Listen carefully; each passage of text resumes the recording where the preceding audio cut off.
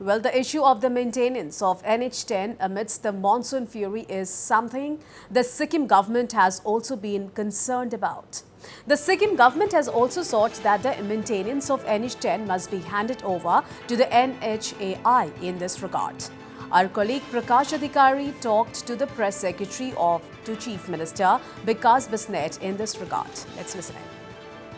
NH10 का issue एक बहुत बड़ा इशू होके अभी उभर के आया है, तो NH10 का इशू को सॉल्व करने के लिए आप लोग क्या सोच रहे हैं? विशेष करके कल ही सम्माननीय मुख्यमंत्री जी ने और नितिन गडकरी जी जो रोड्स एंड हाईवे मिनिस्ट्री है मिनिस्ट्री के मिनिस्टर इंचार्ज है, उनसे मुलाकात करके इसके बारे में उन्होंने विस्तार पूर्वक जानकारी दिया है और इन्होंने मांग भी किया है कि ये जो NH10 है इसको केंद्र के अधीन में लाया जाए, तब ये NH10 को और अच्छा बनाया जा सकता है। क्योंकि अभी देखा जाए तो जो बंगाल साइड का NH10 है ये बंगाल स्टेट PWD मेंटेन करती है, तो हम लोग चाहते हैं कि स्ट्रेटेजिकल ये हाईवे, क्योंकि जितना भी आर्मी सप्लाईज है और सिक्किम का जितना भी जनरल सप्लाईज है और सब कुछ ये एक लाइफलाइन ही है, तो इसको अगर कोई नेशनल एजेंसी NHADCL या तो BRO लेती है तो इसको और अच्छा बनाया जा सकता है। क्योंकि जब भी मानसून आता है तो हम लोग का एक प्रॉब्लम है कि NH10 बार बार ये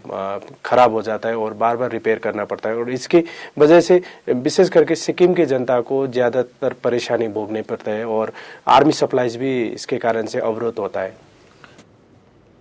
All right, now I'm being joined live with my colleague Prakash Adhikari from Gangtok. So Prakash, my question to you, every year there is monsoon and Sikkim, is badly affected. So what are the plans ahead to tackle the situation, to tackle the monsoon fury in Sikkim?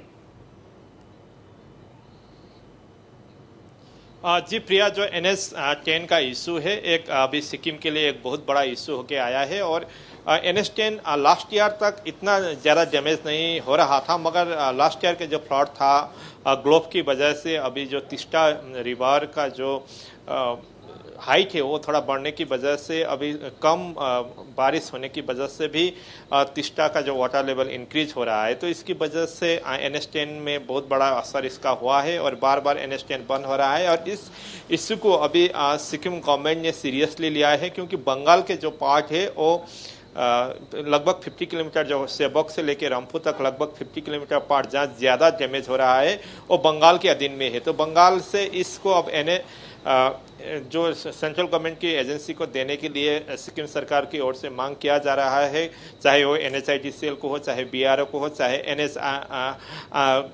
NS का जो अन्य एजेंसियां हैं उनको देने के लिए मांग हो रहा है। और मुख्यमंत्री ने दिल्ली भ्रमण में भी प्राइम मिनिस्टर नरेंद्र मोदी हो, होम मिनिस्टर अमित शाह हो या road and transport minister Nitin Gadkari हो, सभी को यही मांग किया है। और आज दार्जिलिंग के सांसद राजू बिष्ट ने भी अमित शाह होम मिनिस्टर से मुलाकात किया था। उन्होंने भी यही डिमांड रहा है कि बंगाल का जो पार्ट है वो वेस्ट बंगाल गवर्नमेंट अच्छी तरह से मेंटेन नहीं कर रहा है, इसकी वजह से ये प्रॉब्लम हो रहा है और इसको सेंट्रल गवर्नमेंट के कोई एजेंसी को देना चाहिए, ऐसा दार्जिलिंग का MP का भी मांग है। तो एक NH10 का एक इशू अब नेशनल सिक्योरिटी के पॉइंट ऑफ व्यू से भी एक बहुत बड़ा इशू हुआ है और इसको सॉल्व करने के लिए अभी सिक्किम गवर्नमेंट सेंट्रल गवर्नमेंट को प्रेशराइज कर रहा है।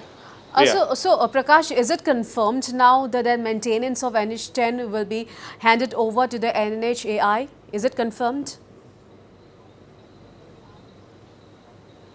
ये अभी कंफर्म तो नहीं हुआ है, मगर होम मिनिस्टर अमित शाह ने इसको सीरियसली लिया है, क्योंकि नेशनल सिक्योरिटी का लिए भी एक बहुत इम्पोर्टेंट है, क्योंकि जो चाइना बॉर्डर तक जाने वाला रोड यही है और सिक्किम का एकमात्र लाइफलाइन है। तो अभी बार बार बंद हो रहा है, तो इसको अभी सेंट्रल गवर्नमेंट ने भी सीरियसली लिया है। 2 दिन पहले जो अमित शाह ने एक मीटिंग किया था आसाम के फ्लड को लेकर हो या सिक्किम के फ्लड को लेकर, उसमें भी इस विषय पर चर्चा हुआ है और शायद 1-2 दिन में ये क्लियर हो जाएगा, मगर सेंट्रल गवर्नमेंट भी इस इशू को लेकर सीरियस है, ये पता चला है। प्रिया। Right, Prakash Adhikari, thank you so much for all those details.